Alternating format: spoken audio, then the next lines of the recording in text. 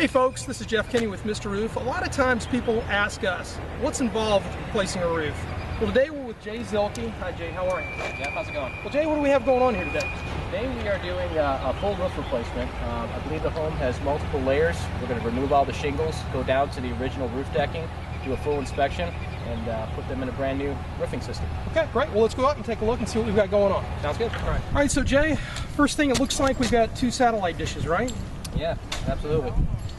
It looks like there's one currently being in use. There's a wire running to this one, and this one I believe is disabled, and we will actually be removing this during the install. Okay, what about all this gunk and stuff right here down by where the satellite attaches to the roof? The real problem with satellite dishes, Jeff, is that they don't actually make any kind of flashing kit to seal off the penetration through the roof. So what is commonly done is there is just a sealant that is put around here, and over time it begins to fail.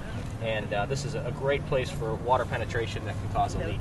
Gotcha. So for most homeowners, don't install the satellite dishes on top of the roof, maybe onto the side? Absolutely. We always recommend that the client have the satellite dish either put on a pole in the yard, if possible, or attached to the side of the roof, which is called the rake edge. Okay, gotcha. And I'm noticing right over here, take a look at this right here. Noticing, I guess this is a nail coming out through the shingle? Yeah, this is called a nail pop. This nail actually was below this tab at one time. Right. And what has happened over time, the nail has pushed itself up through the face of the shingle. And here again, it's a penetration through the roof. So that's another great place for a leak. And it looks like somebody had come up and put some sealant around it. Okay. It's a quick fix, temporary fix, and this will last you maybe a week, a year. You really don't know. The proper way to do it is to actually replace the shingle and pull that nail out. Okay, great. Right over here, I'm noticing, it looks like, what is this we're looking at right here? This looks like they actually had some storm damage, some wind lifting at one time, and this shingle has actually been completely tore off.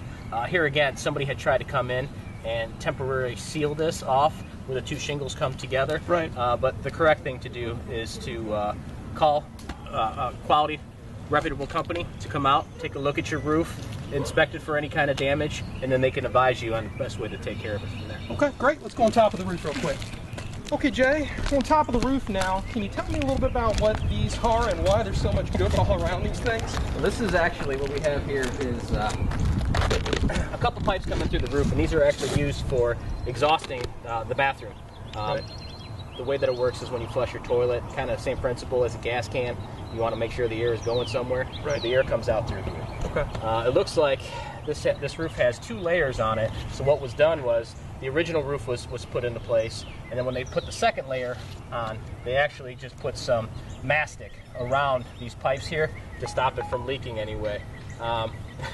You can see here we got an extension for a gutter strap here holding up the gutter.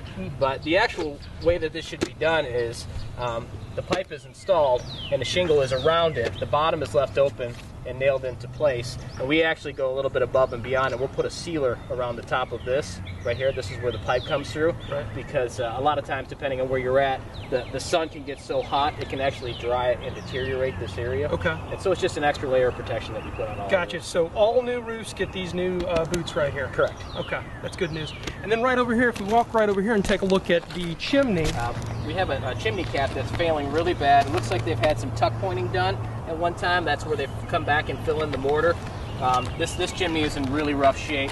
They're to the point now where they need to have some bricks replaced due to spalding and coming apart, and have a new cap put over the top. Right, so this is the cap right here, and there's actually a hole that comes straight through here. Yeah, you can literally put your arm all the way down inside there. So you know this is an area for water penetration. Okay, so and then along the side of the chimney right here, what we're looking at is, now is this called flashing, correct? This is the original counter flashing that was on the chimney. And again, this is a home that has two layers of roofing on it. So what was done was when they put the second layer on, they actually ran their shingle up against the old flashing and put a mastic sealer on here.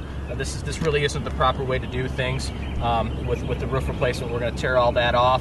Make sure that the chimney has all the right underlayment wrapped around it securely, right, flashed properly, and then install brand new counter flashing on the chimney also. So it's a good idea to have complete new counter flashing installed on a brand new roof every time, right? Absolutely. Okay, get that nice seal up. Okay, well great. Well, thanks so much, Jay. Yep. Appreciate your time today. Thank you. It's great. Well, folks, listen, if you have any other questions, don't hesitate to give us a call at Mr. Roof. We're more than happy to try to help you out in any way. Thanks so much.